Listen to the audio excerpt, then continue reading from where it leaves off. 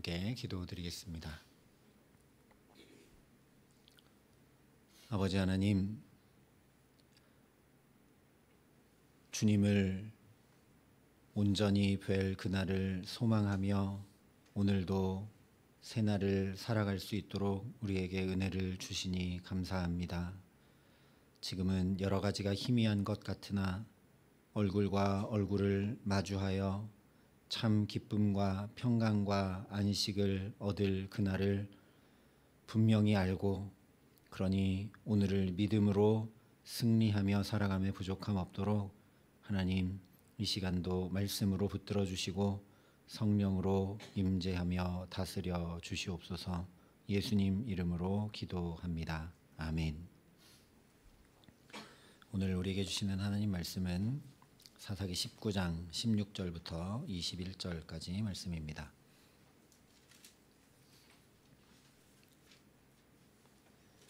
사사기 19장 16절부터 21절의 말씀을 봉독해 드리겠습니다. 하나님의 말씀입니다. 저녁 때에 한 노인이 밭에서 일하다가 돌아오니 그 사람은 본래 에브라임 산지 사람으로서 기브아에 거류하는 자요 그곳 사람들은 베냐민 자손이더라. 노인이 눈을 들어 성읍 넓은 거리에 나그네가 있는 것을 본지라. 노인이 묻되 그대는 어디로 가며 어디서 왔느냐 하니 그가 그에게 이르되 우리는 유다 베들레헴에서 에브라임 산지 구석으로 가나이다. 나는 그곳 사람으로서 유다 베들레헴에 갔다가 이제 여호와의 집으로 가는 중인데 나를 자기 집으로 영접하는 사람이 없나이다. 우리에게는 나귀들에게 먹일 집과 여물이 있고 나와 당신의 여종과 당신의 종인 우리들과 함께한 청년에게 먹을 양식과 포도주가 있어 무엇이든지 부족함이 없나이다 하는지라.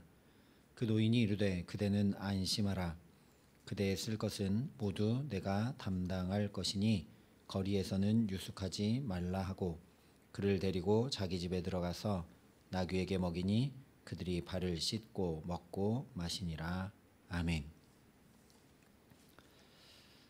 창세기는 창조, 출애굽기는 구원, 레위기는 거룩, 민수기는 방황과 동행, 신명기는 기업과 명령, 여호수아는 유업과 안식, 사사기는 죄와 은혜의 반복이라고 표현해 볼 수 있겠습니다. 그렇게 인간의 죄와 하나님의 은혜가 반복되고 있는 사사기는 그래서 계속 인간의 죄가 반복되고 또 반복되고 있는 영적 암흑기입니다. 이런 암흑과 같은 시대, 참혹하고 소망이 없어 보이는 여러 이야기들 한가운데 환한 빛이 비추는 것 같은 사건, 아무도 맞이하는 이가 없을 때 어느 한 노인이 레위인을 환대해주고 있는 일을 오늘 말씀이 전해주고 있습니다. 먼저 16절에 이 노인이 어떤 사람인지 말씀하고 있습니다. 저녁 때 한 노인이 밭에서 일하다가 돌아오니 그 사람은 본래 에브라임 산지 사람으로서 기브아에 거류하는 자요 그곳 사람들은 베냐민 자손이더라. 이 사람은 기브아 출신도 아니고 베냐민 지파도 아닌 에브라임 산지, 즉 타 지역 출신의 사람입니다. 그렇기 때문에 기브아에 거주하는 자가 아니라 거류하는 자라고 소개하고 있습니다. 이 기브아 땅에서 이 노인은 외지인이고 다른 지파 사람인 뜨내기 인생으로 살고 있는 사람이라는 거죠. 이 노인이 그런데 놀라운 환대를 보이고 있습니다. 기브아 사람들은 아무도 이 레위인을 맞아들이지 않는데 이 노인이 환대합니다. 17절에 노인이 눈을 들어 성읍 넓은 거리에 나그네가 있는 것을 본지라. 노인이 묻되 그대는 어디로 가며 어디서 왔느냐 하니. 성읍 넓은 거리에 낯선 사람이 앉아 있으면 눈에 당연히 띌 텐데 아무도 주목하거나 관심 두지 않고 지나쳐 버렸습니다. 하지만 이 노인은 거기 나그네가 있는 것을 보았을 뿐 아니라 직접 다가와서 어디로 가며 어디서 왔느냐라고 묻습니다. 왜냐하면 어디로 가는가 하는 그 미래를 확인하여 현재 필요를 채워주는 것이 환대의 정석이기 때문입니다. 그러나 대부분의 사람들은 먼저 뭐부터 묻냐면 과거를 묻습니다. 어디서 왔는지를 먼저 묻고 확인한다라는 거죠.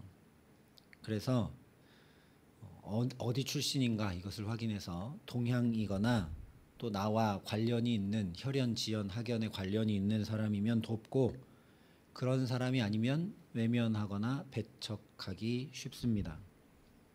심지어 상대방의 출신을 확인해서 이용하거나 학대하는 일까지도 있습니다.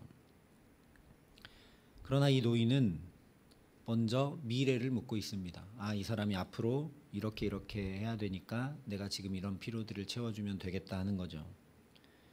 미래를 묻기만 한 것이 아니라 18절부터 19절 말씀을 보면 이 레위 사람의 말, 즉 현재의 필요에 대해서 아주 자세하게 들어주고 있습니다. 과거가 아니라 미래에 비추어서 지금 현재를 살피면 자연히 지금 어떻게 행해야 될지 정리가 되게 마련입니다. 내가 대학 입시를 앞둔 수험생인 것을 알면 지금 열심히 공부해야 한다라는 건 당연한 일이 되는 것과 마찬가지죠. 그런데 나는 대학에 갈 것이 아니라 내 달란트를 가지고 이런 특별한 일을 하겠다라고 계획하고 준비하고 있는 학생이라면 지금 앉아서 열심히 공부할 일이 아니라 자기의 그 일을 또 열심히 준비하겠죠. 미래가 어떻게 될지를 알고 그것을 비추어 현재를 살피면 자연히 여기가 정렬되게 마련입니다. 이 노인이 들은 내용을 18절 19절이 이렇게 전해줍니다. 우리는 유다 베들레헴에서 에브라임 산지 구석으로 가나이다. 나는 그곳 사람으로서 유다 베들레헴에 갔다가 이제 여호와의 집으로 가는 중인데 나를 자기 집으로 영접하는 사람이 없나이다. 우리에게는 나귀들에게 먹일 집과 여물이 있고 나와 당신의 여종과 당신의 종인 우리들과 함께 한 청년에게 먹을 양식과 포도주가 있어 무엇이든지 부족함이 없나이다.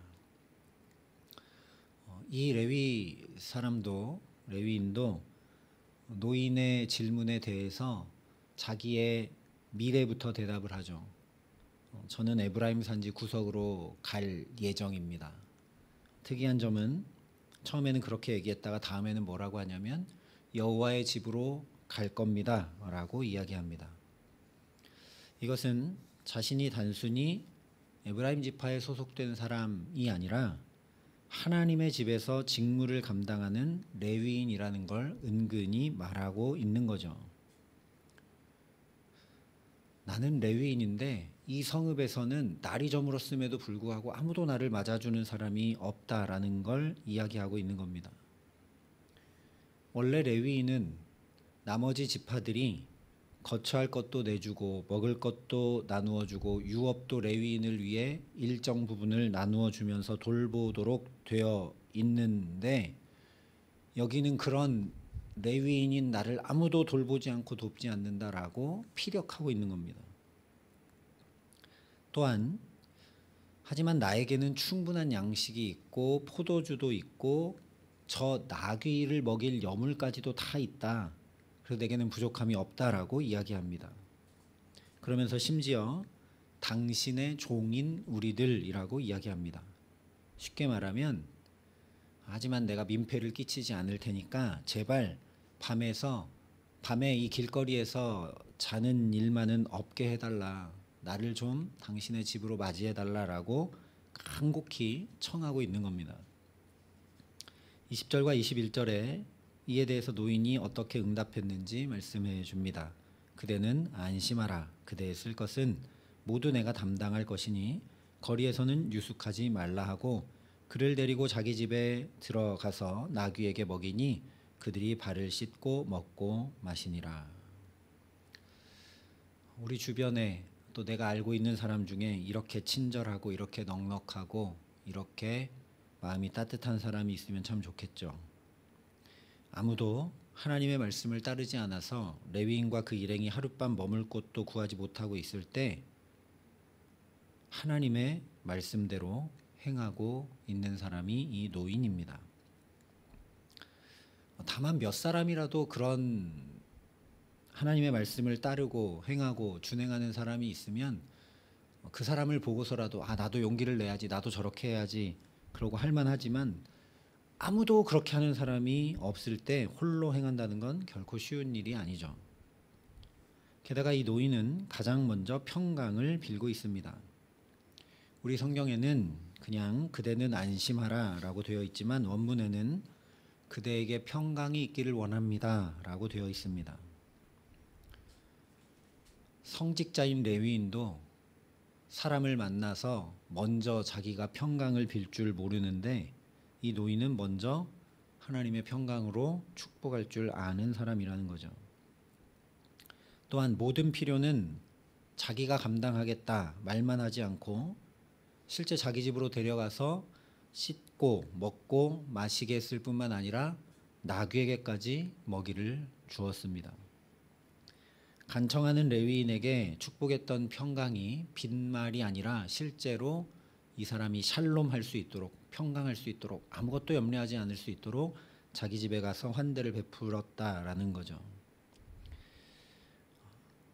그런데 이제 내일 살펴보겠지만 이렇게 착해 보이고 선해 보이고 또 이런 사람이 좀 옆에 있었으면 좋겠다고 생각한 이 노인도 어떤 사건을 만나면 그의 본질이 또 내일 드러나는 걸 보게 됩니다. 근데 어쨌거나 오늘 우리가 먼저 주목해야 될 것은 현재와 과거에 우리 마음과 시선이 매몰되어 있으면, 또한 나 자신에게 마음과 시선이 매몰되어 있으면 근심과 염려를 벗어나기 어려울 뿐 아니라 결국 자기 소견에 옳은 대로 행하고 말게 된다는 사실입니다. 이 레위인도 음행한 첩이 자기를 떠나간 과거를 떨치지 못했죠. 다른 사람도 아니고 레위인이, 그것도 우발적인 음행이거나가 아니라 반복적으로 의도적으로 남편을 대항하여 적대하여 음행을 떨치고 스스로 집을 나간 여인, 율법에도 찾아올 일이 아닙니다. 그런데 과거를 떨치지 못하다 보니 레위인이 지켜야 될 성소의 자리를 벗어날 뿐 아니라 하나님의 말씀도 벗어나서 음행한 첩을 데려오고자, 그의 마음을 기쁘게 하고자 종도 데리고 가고 나귀도 하나 더 데리고 가서, 오늘로 얘기하면 차와 운전수까지 데리고 가서 이 여인을 기쁘게 하고 장인의 집에 계속 머물다가 이렇게 함께 오고 있는, 소견에 옳은 대로 행하고 있는 것을 보게 됩니다. 또한 여기 기브아에서 머물 곳을 찾지 못하고 있는 자기의 현재에만 매몰되다 보니까 이 밤을 어떻게 나지? 위험하진 않을까? 이런 근심과 염려에 휩싸여 이 노인에게, 처음 만난 노인에게 나는 당신의 종이다 라고까지 머리를 조아려 간청하게 됩니다. 급박하니까 그럴 수 있지만 이 레위인은 하나님의 종이지 그 누구의 종도 아닙니다. 기브아 사람들 역시 자신의 일 외에는 관심조차 가지고 있지 않기 때문에 나그네를 환대하라는 하나님의 말씀과는 전혀 상관없이 소견에 옳은 대로 행하며 살아갑니다.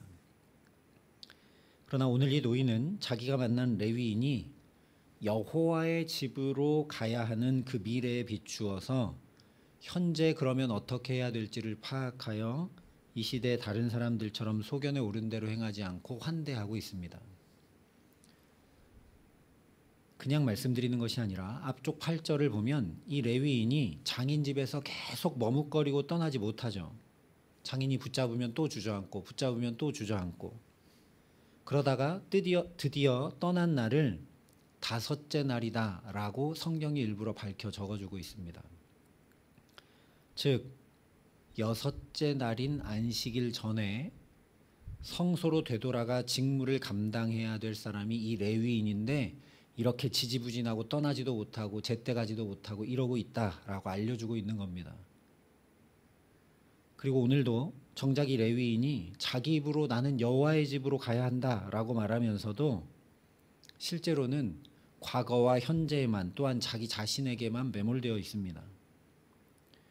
그런데 이 이야기를 들은 노인은 이 레위인에게 불상사가 생겨서 여호와의 집으로 가지 못하면 레위인 한 사람만 아니라 이 레위인에게 맡겨진 많은 이들과 하나님의 안식이 깨어질 수밖에 없음을 알고, 즉 미래를 보고 하나님과 이웃을 사랑함으로 하나님 말씀을 이루기 위해 이 환대를 행하고 있는 것이라는 말씀입니다. 바로 이것이 자기 소견에 옳은 대로 행하지 않고 복된 걸음으로 말씀을 따라 행하며 살아가는 방법입니다. 그래서 오늘도 하나님께서 이 노인의 말을 통해 레위인을, 이스라엘을, 또 오늘 우리를 깨우치고 계신 것입니다. 앞에 삼손 주변의 사람들을 통해 삼손을 계속 깨우치셨던 것처럼 오늘도 17절에 그대는 어디로 가며 어디서 왔느냐 묻고 있는 이 질문을 통해 우리를 깨우치고 계십니다. 나는 어디로 가고 있는가? 나는 오늘을 왜 살아가고 있는가? 나는 어디서 왔는가? 우리가 살펴보아야 한다라는 것이죠. 이 질문은 하갈에게 하나님의 사자가 물었던 질문과 같은 질문이기도 합니다. 어디로 와서 어디로 가는지. 인생이 어디로 가는지, 어디서 왔는지 알지 못하면 방황하게 마련입니다. 어떻게 할지 몰라서 늘 자기 소견에 옳은 대로 행하며 살 수밖에 없다라는 이야기입니다. 그런데 성경은 우리가 죄로부터 출생했기 때문에 마땅히 구원하시는 하나님께로 돌아가야 함을 명확히 가르쳐주고 있습니다. 세상 많은 사람들이 내가 어디로부터 왔길래 오늘 이렇게 된 건지 잘 알지 못하고 사는데, 성경은 우리가 죄로부터 왔다. 그래서 그 죄 때문에 괴롭고 외롭고 힘들고 슬프고 수고하고 무거운 짐진 인생이 펼쳐져 있고 그런 인생을 살아간다 가르쳐 줍니다. 그러면 이런 인생은 아무 소망이 없는가, 헛된가? 아니라 구원하시는 하나님이 계시다. 그리고 종국에 우리는 그 하나님께로 가게 된다라고 또 명확히 가르쳐 주고 있다라는 거죠. 그래서 자기 인생에 그야말로 자기 소견에 옳은 대로 모든 것을 다 행해 보았던 전도서 기자가 이렇게 결론지어 선포합니다. 일의 결국을 다 들었으니 하나님을 경외하고 그의 명령들을 지킬지어다. 이것이 모든 사람의 본분이니라. 어디로 와서 어디로 가는지 명확히 알게 되었으니 하나님을 경외하고 그 말씀들을 지키라 이야기한다라는 거죠. 또한 이사야서에 이렇게 말씀합니다. 너희는 눈을 높이 들어 누가 이 모든 것을 창조하였나 보라. 주께서는 수요대로 만상을 이끌어내시고 그들의 모든 이름을 부르시나니 그의 권세가 크고 그의 능력이 강함으로 하나도 빠짐이 없느니라. 우리는 현재 벌어진 일들에 매몰되기 쉽고 다른 사람 말고 나에게 매몰되기 쉬운데, 성경이 분명히 말씀합니다. 눈을 높이 들어 하나님을 바라보라고. 눈을 높이 들어 이 모든 것을 누가 창조하였는지 보라 말씀합니다. 이 말씀대로 자꾸만 현재 내게 벌어진 일들, 내 주변의 환경과 사람, 그리고 나 자신으로부터 눈을 높이 들어 주님을 바라보아야 합니다. 나를 봐도 소망이 없습니다. 우리 자녀들을 내 시선으로 바라보면 소망하기 어렵습니다. 눈을 높이 들어 하나님을 바라보아야 합니다. 예수님 분명히 가르쳐 주신 대로 하나님이 우리 아버지 되시기 때문입니다. 독생자까지 다 내어주신 그 아버지께서 우리에게 좋은 것을 왜 주시지 않겠느냐 라고 예수님도 말씀하셨고 사도 바울도 이야기했습니다. 그래서 눈을 높이 들어 하나님을 바라보아야 합니다. 내 능력, 내 경험, 내 지혜 가지고는 도저히 감당할 수 없지만 하나님이 아버지 되시니 우리는 능히 오늘을 또 감당하며 살아갈 수 있습니다. 우리 자녀들을 보면 이 험한 세상에 염려되고 근심되고 내가 또 돕지 못해 또 마음이 안타깝고, 그러나 하나님이 나보다 하나님의 아들, 딸인 우리 자녀들을 더 사랑하고 아끼시니 그 하나님을 바라보고 의지하면 우리가 또 자녀들을 향해 소망을 가지고 또 힘을 내고 그들을 사랑함으로 또 바라볼 수 있다라는 거죠. 그래서 오직 여호와를 앙망하는 자는 새 힘을 얻으리니 독수리가 날개치며 올라감 같을 것이요 다른 박질하여도 곤비하지 아니하겠고 걸어가도 피곤하지 아니하리로다 말씀하고 있는 것입니다. 사사기의 문제는 이것이죠. 여러 일들이 있고 여러 문제가 있고 여러 상황이 있는데 여호와를 앙망하지 않습니다. 하나님을 왕으로 모실 줄 모릅니다. 그래서 온갖 어려운 일들과 곤핍과 압제 가운데 힘겹게 살아간다는 거죠. 그러니 오늘도 이 첫 시간부터 눈을 높이 들어 오직 주님을 앙망하고 바라보는 저와 여러분 될 수 있기를 소망합니다. 그렇게 주인 상전의 눈을 간절한 마음으로 바라보는 종처럼 주님을 앙망하고 사모하고 우리 찬양으로 고백한 것처럼 그 좋으신 주님 내가 생각만 해도 좋은데 내가 그 주님 얼굴 뵈면 얼마나 좋을까. 그렇게 주님을 사모하는 마음으로 주 앞에 설 때 그 주님께서 새 힘과 능력과 지혜와 사랑으로 우리를 충만케 해주시기를 간절히 기도합니다. 그래서 곤비하지도 피곤하지도 않게 하시는 그 결말을 우리가 분명히 알기에 이 세대를 본받지 않고 나의 소견에 옳은 대로가 아니라 주를 경외하여 말씀을 지켜 행함으로 가장 복된 삶을 지금 여기 오늘 또 주와 동행하며 살아가게 하시기를 예수님의 이름으로 간절히 축원합니다. 함께 기도하시겠습니다. 아버지 하나님, 오늘도 눈을 높이 들어 먼저 주님 바라볼 수 있도록 이 첫 시간 우리를 붙들어 주시니 감사합니다.